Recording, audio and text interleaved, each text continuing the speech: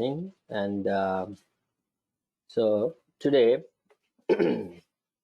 we are beginning with a new chapter, chapter 2. The contents are, what you call, the summary. So it's basically this chapter is a very, very important chapter in many levels. First, this chapter is giving a summary of the entire Bhagavad Gita. What the Bhagavad Gita wants to, or what Bhagavad Gita until 18th chapter is going to speak, or is given in a concise or in a simple format in second chapter. Interestingly, if we see many places, we come across something like this. One time Maharaj has explained why even before speaking all in detail the Bhagavad Gita, why this chapter was already spoken. Normally, a conclusion chapters, these kind of things will come at the end of it. How did this come in the first? One way, our acharyas or senior devotees explain that this particular chapter is giving everything. In case a non-devotee or any person who is interested to know, or what is the Bhagavad Gita, all in all, he wants to know, this is the chapter that gives him everything. So that means by just reading this one chapter, at least I can get the gist of Bhagavad Gita. Bhagavad Gita, what is speaking about. So we will know. If we are intelligent enough, this chapter alone is good enough to know the entire Bhagavad Gita. Just like the same in Bhagavatam 2. In Bhagavatam 2, what is the most important canto in Bhagavatam? Anyone know? 10th canto, Prabhu? Yes, 10th canto. The 10th canto, but Prabhupada has given it very early. As a Krishna book, he gave it separately. So normally we were asked to read systematically. The way Padma Purana defines the Bhagavatam, the first two cantos are the feet of Krishna, and then second two cantos are the thighs of Krishna, navel, chest, hands, throat, like that. Every canto is explains it. So his 10th canto is the face of Krishna. So that means unless until you read 9, you shouldn't go there. But Prabhupada has given that one before. Again, there also, if anyone is eager, a neophyte devotee or a non-devotee who wants to interest, he can know at least Bhagavatam, or the major or the critical portion of Bhagavatam, which is Krishna, he can know. So this is the way our acharyas, this is the way Krishna protect who are not disciplined, who are not interested thoroughly. For people who follow thoroughly, it is good always to read systematically so that we can understand every small detail of it. So this chapter is a very interesting chapter.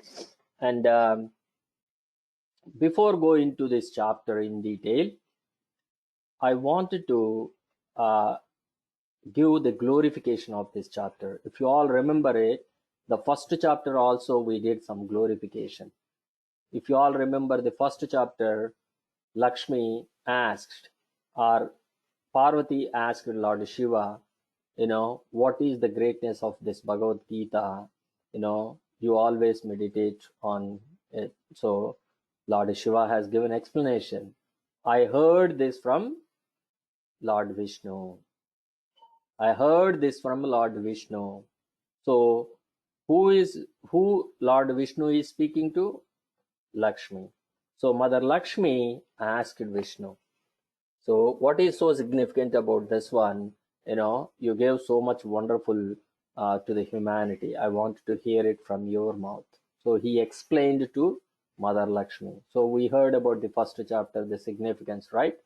Especially a Brahmana who is not following any discipline or anything, completely fallen down, went to, what you call, went to hellish planets, then come back as an animal, bull, then he start pulling the carts, and then he dies on the way, and then everyone gave their punya, but nothing could happen. One prostitute came and gave her punya, then this bull went to higher planets, and then there Lord Yamadharmaraja explains to this bull, because of this prostitute's punya, you came here, you got a human life, you got a human life back.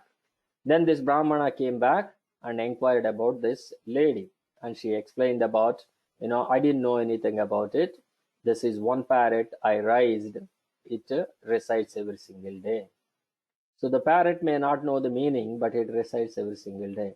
So they all went and asked this parrot, what is the story with you? So that parrot told that one day, one hunter chasing me, I came to this, kind of this ashrama. The people in the ashrama, they're reciting, I listened, I was raised by them. So I listened, and this is what it is. So by asking this question, the Brahmana got, by explaining that the parrot got, and by listening, the prostitute, all three of them got liberation and went to Vaikuntha Loka.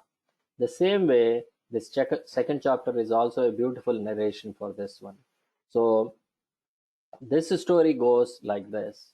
Once upon a time, there is a town called Pandarpur. So in that town, there is a Brahmana, a learned Brahmana called Devashyama. His name is Devashyama. He is a very learned person. He follows discipline. He sincerely do these charities and yajnas, and he invite the guests before he eats anything, and he do fire sacrifices, all that one. His life goes smoothly, but he has a desire. He has a very burning desire inside. What desire he has? He wants to have the knowledge of the connection between the soul and the super soul, Atma and Paramatma. What is this connection? He wants this understanding, this knowledge. He wants it. So he is looking for who can give this. One day he come across a yogi who is in meditation. That yogi, in the mid of all this noise and everything, but he is completely immersed, and he forgot what is happening around him. So he waited for some time. After the yogi opened his eyes, he spoke to that yogi. You seems very, very peaceful. You looks very, very happy. And I wanted to understand the secret behind it. I wanted to know the knowledge behind it. So he said, I got this one from a shepherd who tends sheep. So he is there in Saupur. There is a place called Saupur. You go and ask, his name is Mitravan. Go and speak to Mitravan in Saupur. He is a tender of these sheep. He can explain to you. Then immediately this Brahmana went to Saupur and tried to find it. So this Mitravan at the time, he is he is herding the sheep. So he is there in the little forest, and he is there. So the Brahmana went. By the time the Brahmana went, the sheep are, grazing the grass and everything. And this Mitravan is just simply closing his eyes and is just simply on a different world. So he waited until Mitravan opens his eyes and he saw Brahmana. He invited the Brahmana. So, I was sent by, this yogi. I heard that you explained to him. But before that, I saw a very interesting thing here.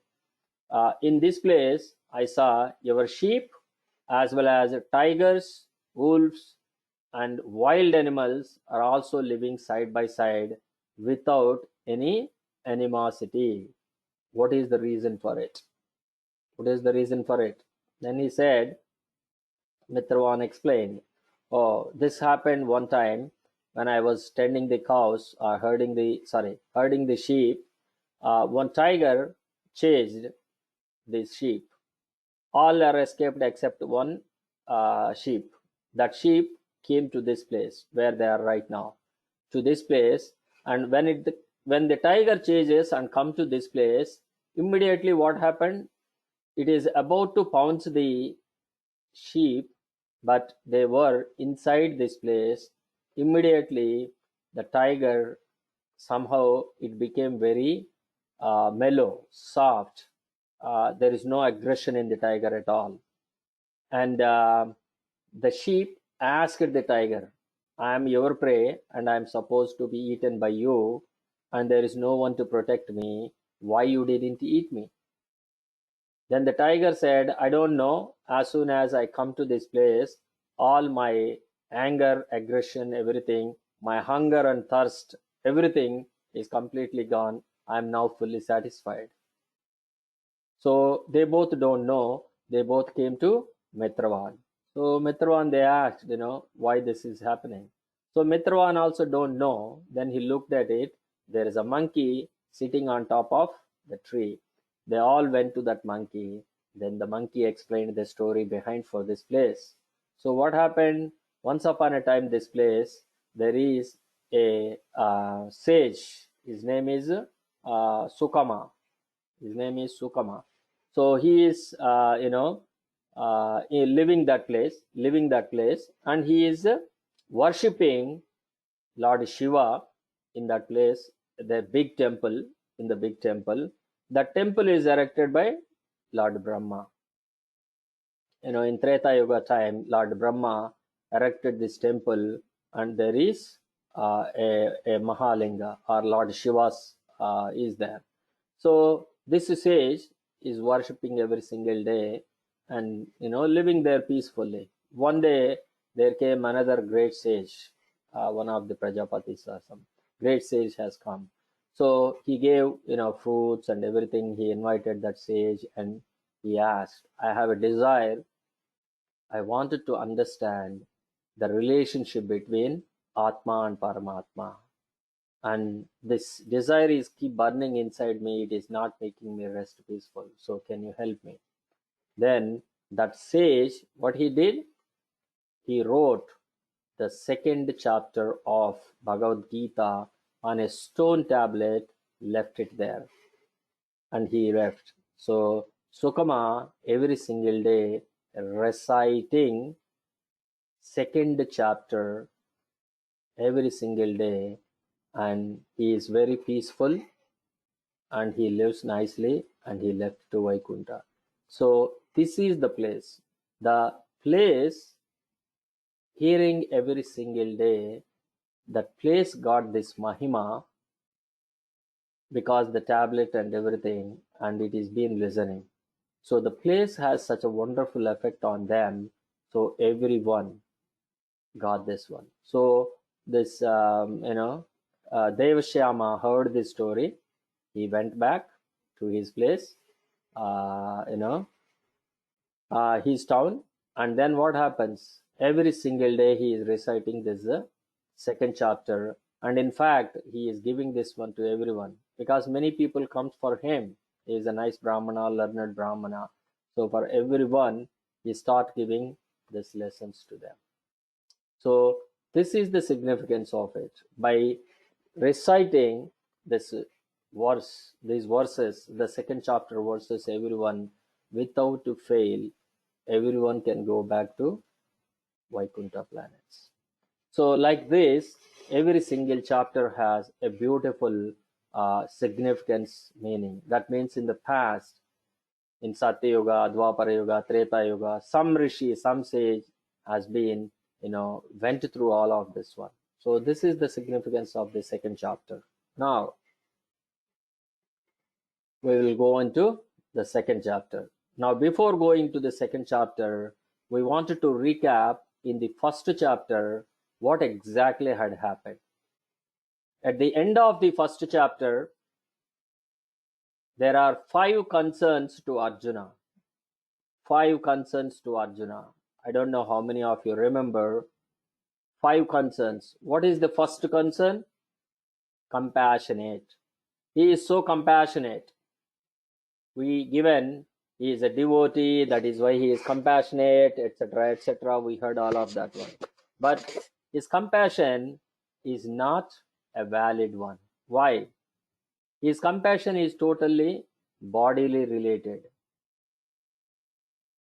Until he comes to the middle of the battle, he is fine.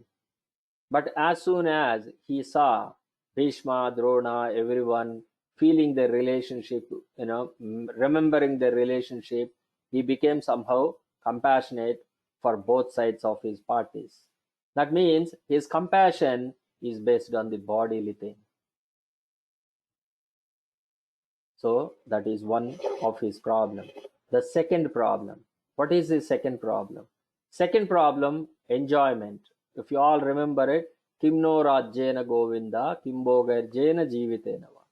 So he said, how can I enjoy Krishna by killing my cousins, my teachers, my grandfathers? I cannot do that one. So that means he is unable to enjoy, and he said, I cannot enjoy because this victory is at the cost of my relatives. That is his second problem. Third problem, what did he say? If I do anything like this one, I may incur sin. There is a reaction by killing all of the people, everyone. So, in the Shastras it is said, if we do anything like this one, we will get sinful reactions. Killing is bad, etc., etc. But he forgot completely. It is not his idea, it is Krishna's wish. Especially addressed Krishna as Govinda. Govinda means one who can understand the senses, or who masters the senses, who is inside us. So the way Arjuna addressed Krishna, that as if you are inside me, you are supposed to understand me, you help me. But he forgot we are supposed to serve Krishna. Krishna is not a servant, Krishna is a master. We are supposed to serve Krishna, not Krishna serves us. He forgot, even though he addressed him, but he did wrongly. And what is his fourth one? Fourth one, especially if you all remember, he said, breaking all the traditional values. If I kill everyone, there is no one to maintain in the family. Women will come out, they got polluted, unwanted children, and there is no one to do Pinda Pradhana, Karma, all these, Shraddha Karika, all these things, they cannot be done. So that is his fourth. And the last one, especially at the end, he said, indecision. This indecision continues into the second chapter too. This indecision, he couldn't make it. Vishrujya sacharam chapam soka samvigna manasaha. So he gave up.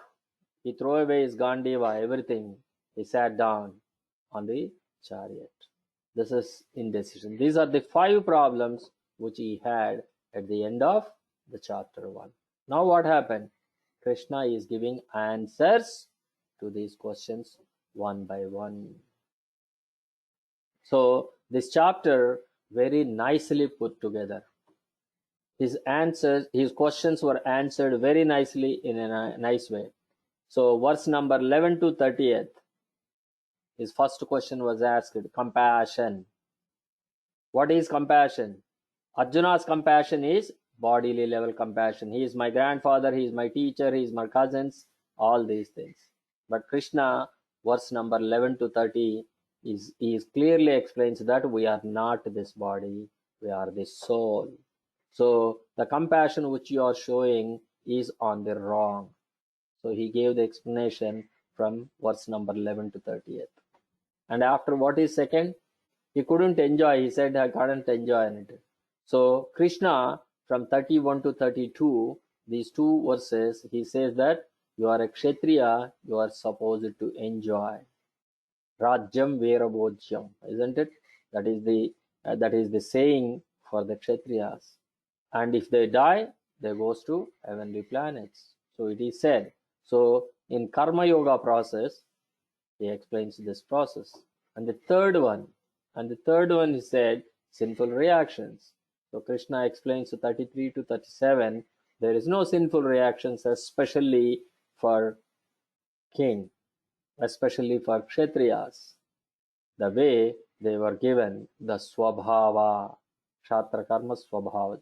So it's basically it is their Swabhava. So there is no sinful thing they are supposed to.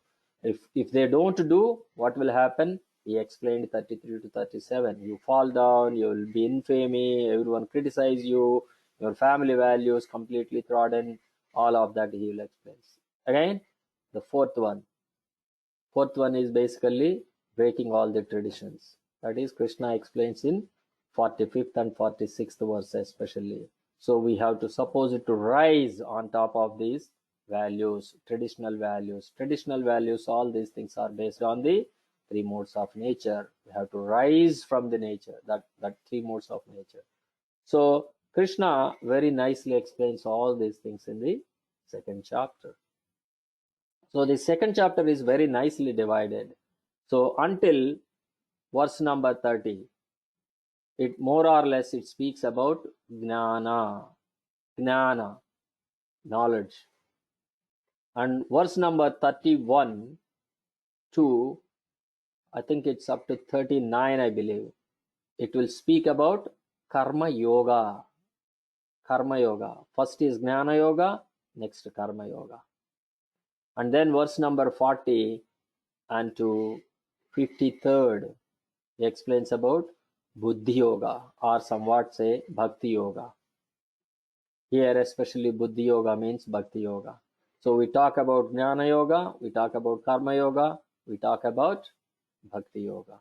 And verse number 54 all the way up to 72, then one becomes steady in this yoga. One becomes steady, attains samadhi. What will happen? How he behaves? What is his, how he acts? What are his symptoms? That is how this second chapter is structured around it. Now let us see in depth, verse by verse, how these verses were spoken. Let us see how many verses we will do it today. So these are all pretty simple verses. So let's read. So please repeat after me. Sanjaya Uvacha Sanjaya Uvacha Tam Tadha Krupayavishtam Tam Tata Krupayavishtam Ashrupunakulekshanam Ashrupurna Kulekshanam Vishidantamidam Vakyam Vishidantam Idam Vakyam Uvacha Madhusudanaha. Uvacha Madhusudana. One of one.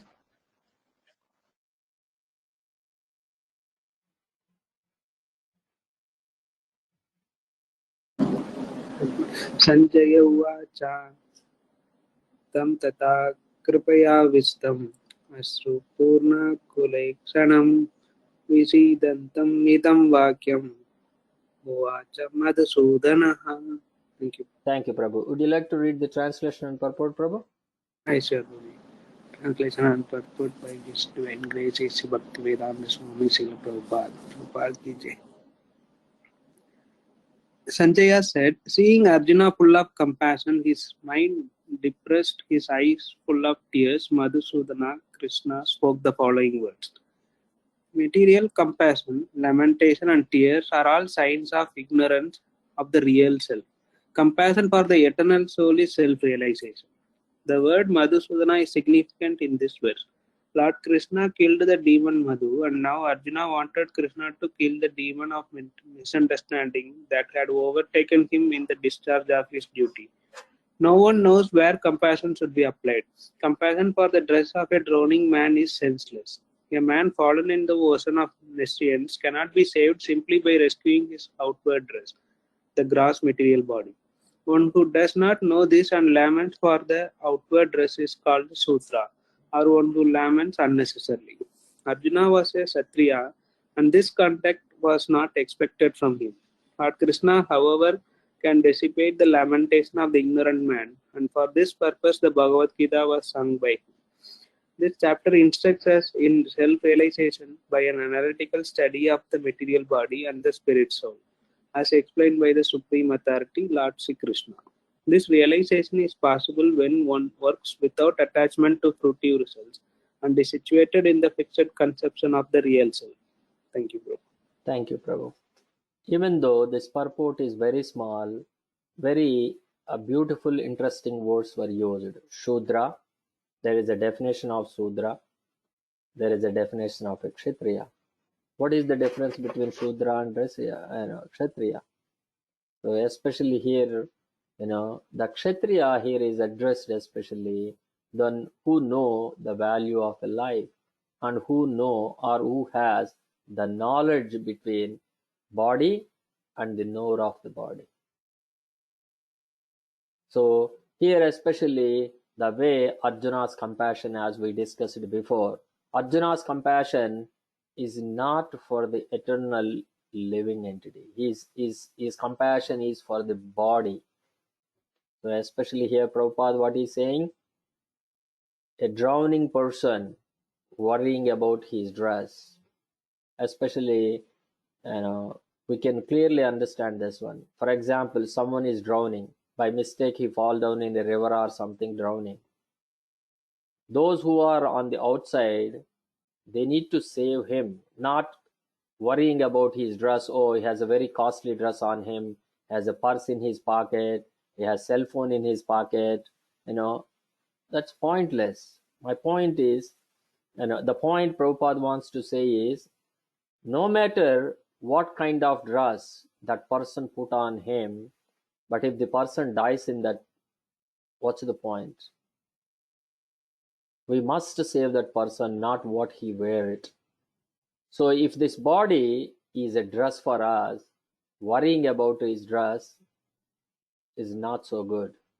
We must worry about the living entity inside, or who wear or who wore this body as a dress. So that is what especially. So here especially, if anyone is lamenting for a body, he is Shudra. He is Shudra. Especially why Sanjaya mentioned this point is, this is the same point Krishna is going to speak. So let us see what Krishna is speaking for the first time in this one. Please repeat after me. Shri Bhagavan Uvacha Sri Bhagavan Uvacha Kutasva Kashmalamidam Kutasva Kasmalam Itam Vishame Samupastitam Vishame Samupastitam Anaryajustamasvargyam Anaryajastam Asvargyam Akirtikaram Arjuna. Kirtikaram Arjuna. Yes, one more person can recite this verse.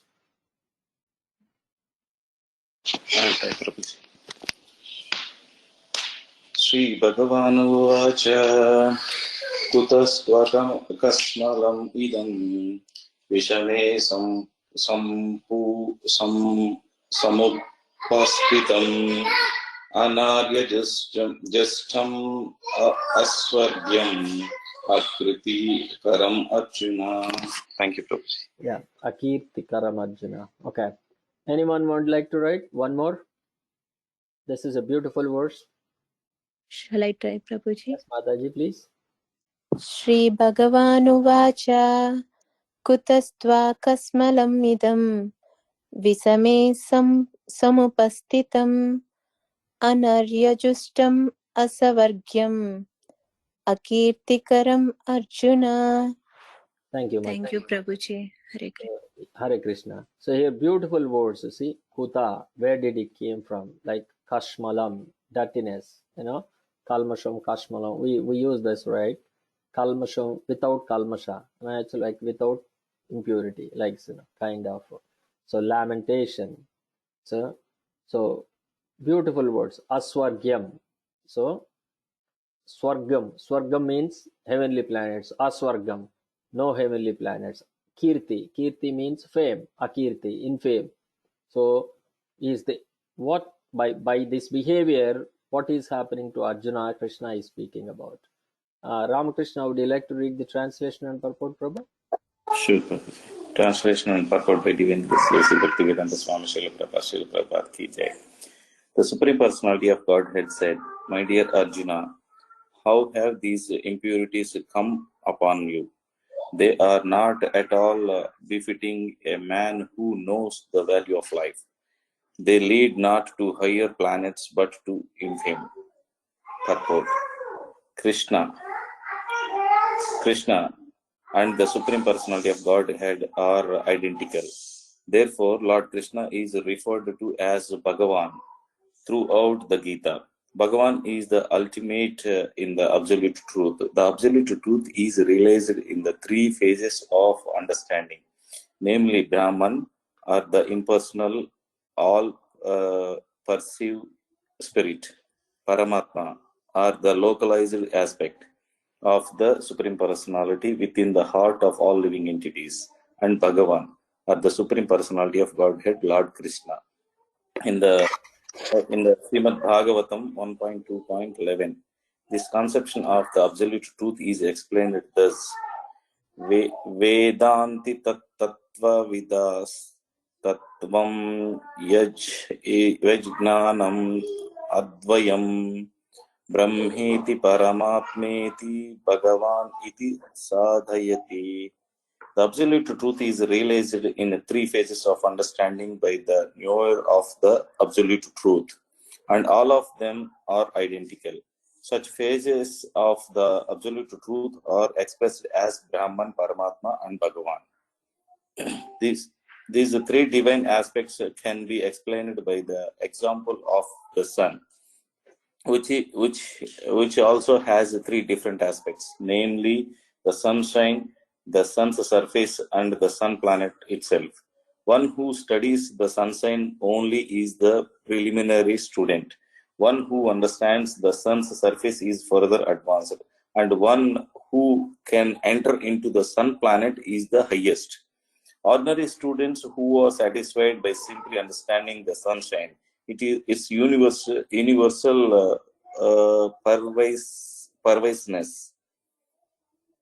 pervasiveness, and the glaring effulgence of its impersonal nature may be compared to those who can realize only the Brahman feature of the absolute truth. The student who has advanced still further can know the sun disk, which is compared to knowledge of the Paramatma feature of the absolute truth. And the student who can enter into the heart of the sun planet is compared to those who realize the personal feature of the Supreme Personality, Supreme Absolute Truth. Therefore, the Bhaktas are the transcendentalists who have realized the Bhagavan feature of the absolute truth are the topmost transcendentalists. Although all students who are engaged in the study of the absolute truth are engaged in the same subject matter, the sunshine, the sun disk, and the inner affairs of the sun planets cannot be separated from one another.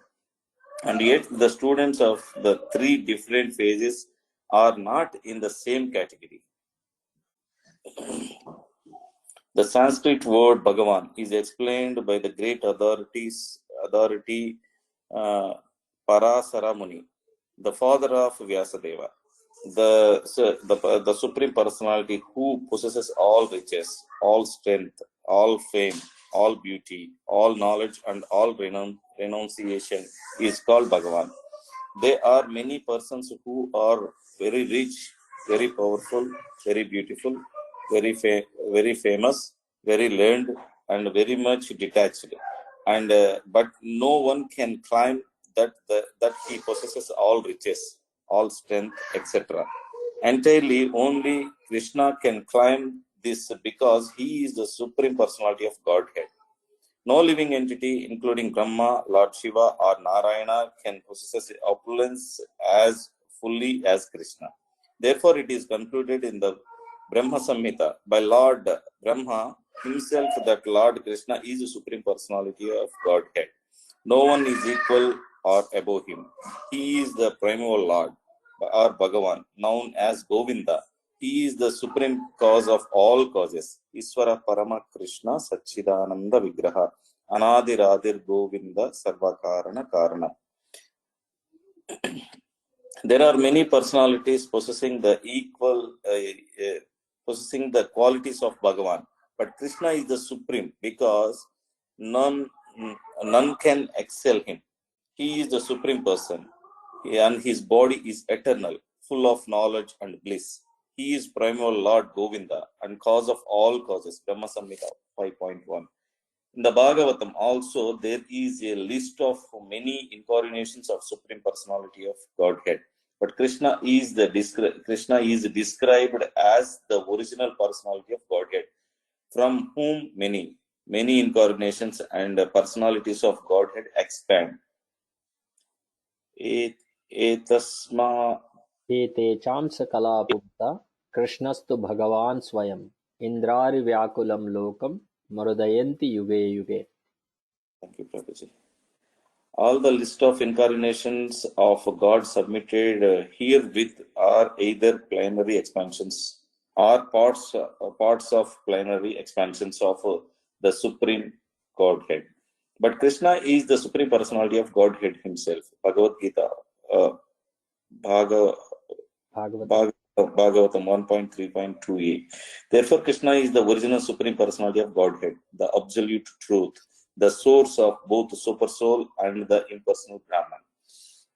In the presence of the Supreme Personality of Godhead, Arjuna's lamentation for his kinsmen is certainly unbecoming. And therefore, Krishna expressed his surprise with the word with Kutha, wherefrom such impurities were never expected from a person belonging to the civilized class of men known as Aryans.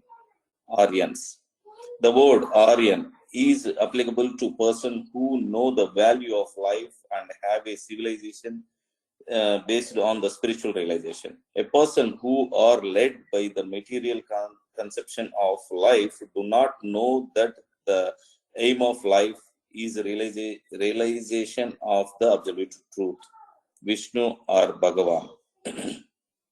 And they are captivated by the external features of the material world, and therefore they do not know what liberation is.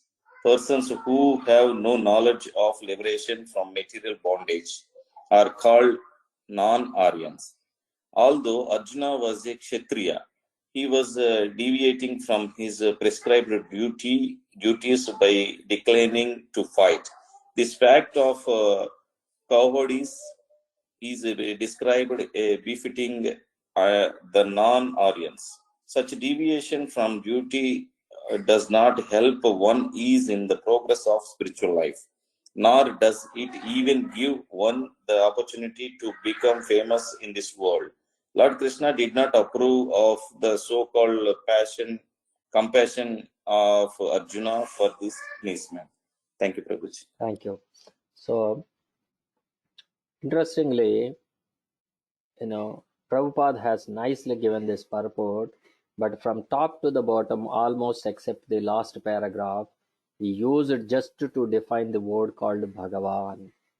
Why especially this word called Bhagavan is so important? All the rest of the verse is explained in last paragraph. The first Bhagavan is the rest of all explanation. So this Bhagavan word is very, very essential, important. Because whenever Krishna is speaking, he was addressed as Bhagavan. Not Krishna spoken or Krishna Uvacha. No.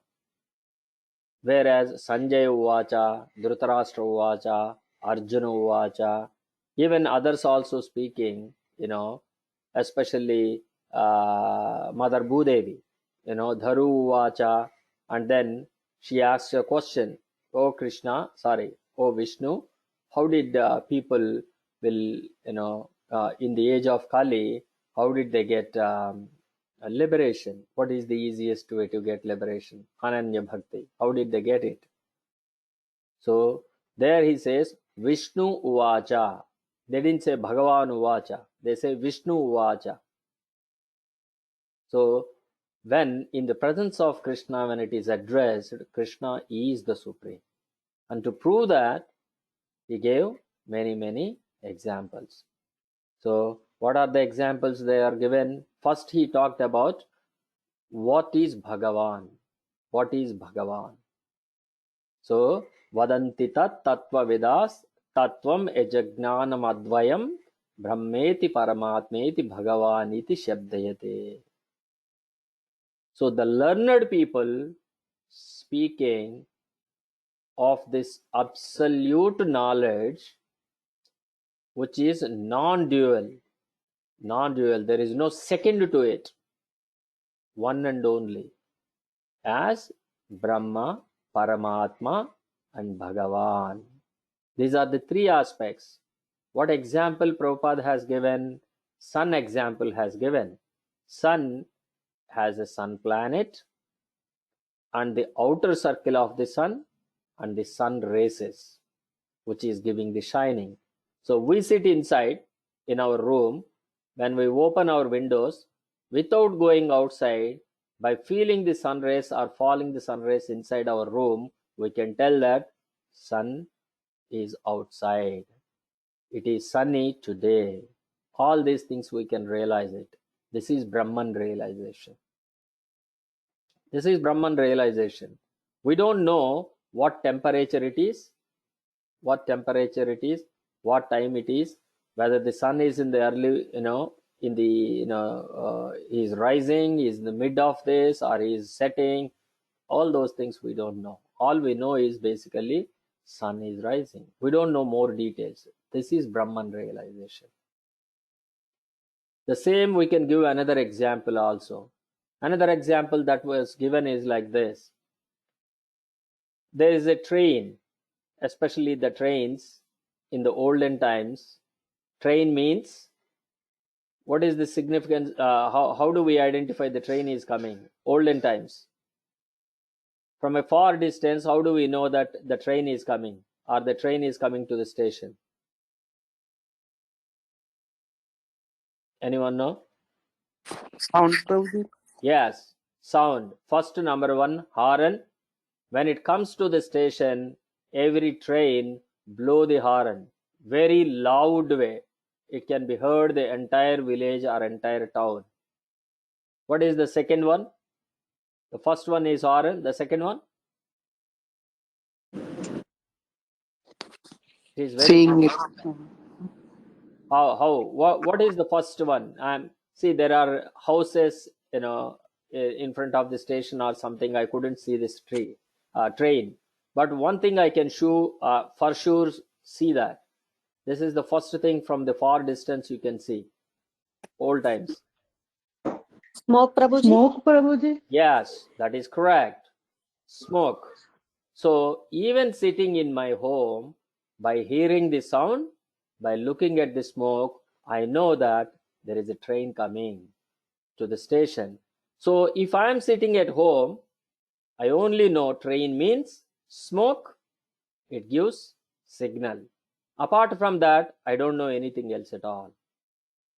But if I leave room, walk towards the station, if I step into the station, what do I see? I see a train which is very long.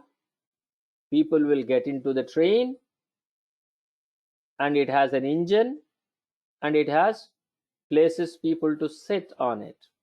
This information I know. This is Paramatma realization. That means seeing more closely, more information, no. So it is not only make sound, blow the horn, it is not only giving smoke, but it also has an engine, it also have bogies, boxes that people can sit on it and go. This much information I know. But if I wanted to completely experience, then what happened? The final thing, we must get into the train. When I get into the train, and when the train starts, then I can experience the journey of the train. Will it make will it make bumpy? So if we go in the train, there is no bumpy road. It is going on the tracks. So there is no bump. So a person who is standing in the station giving the description of the train, he didn't know the experience of traveling in the train. What is, how the people, where the people, where to where, and kind of all sorts of cultures, people, languages, speaking, all these things, this personal experience. If we are standing outside and watching the train, we don't experience it. We must buy a ticket, get into the train, then we can interact with the other people, understand. This is the Bhagavan realization. That means we need to buy a ticket. Our ticket is Bhakti Yoga. Bhakti Yoga, we need to buy a ticket and then we can go and interact. This is the Bhagavan layer. So here especially Bhagavan was addressed as the final form. He didn't address impersonal or he didn't address Paramatma. He was addressed as Bhagavan. So the final, so ultimate. So if we know Bhagavan means I already know impersonal, I already know Paramatma feature, both of it. But if I know only impersonal, I don't know the remaining two.